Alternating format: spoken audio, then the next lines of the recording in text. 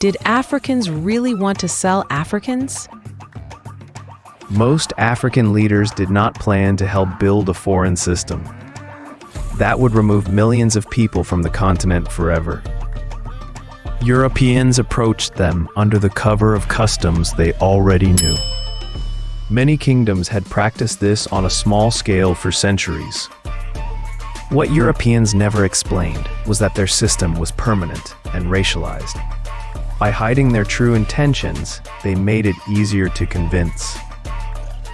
Some leaders, it was just another form of trade. Captives were rarely taken from the seller's own community. Most came from rival kingdoms or from regions already in conflict. Others came from areas targeted in wars. This is where Europe's divide and conquer strategy came into play. They gave military support to both sides, ensuring no one could fully win and peace would never last. Also, they offered better trade terms to one group to turn them against their neighbors, and encouraged rivalries and kept both sides dependent on European goods. When one side won, Europeans were waiting to buy the defeated. This allowed Europe to profit without doing the capturing themselves. But not every captive was traded. Many were stolen outright. Europeans organized coastal raids, especially in the early years before large-scale African cooperation. They attacked villages at night near the shore. They carried people to their ships.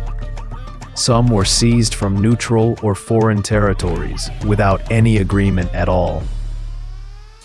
Africans also took captives from other Africans, usually during wars or raids influenced by European incentives. Some inland raiding parties captured people from rival ethnic groups. They sold them to coastal traders. These coastal traders were often from powerful kingdoms like Dahomey, Oyo, or Benin. Others were independent African merchants who ran busy harbor towns. They acted as middlemen between the inland captors and the Europeans waiting at the forts. Most did not capture the people themselves. They bought captives from inland groups and then sold them to Europeans at ports or fortified trading posts. This created a supply chain that Europe managed from start to finish. The difference is that Europe created the global market for these captives. They controlled every route, every payment, and every final destination.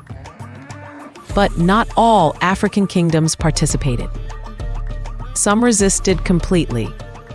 Resistance could mean refusing to trade captives, warning other leaders about Europe's plans, or fighting to protect their people from raids. But refusing came with heavy consequences. European traders could cut off supplies to punish leaders who refused to cooperate. Refusal also carried the risk of becoming the next target.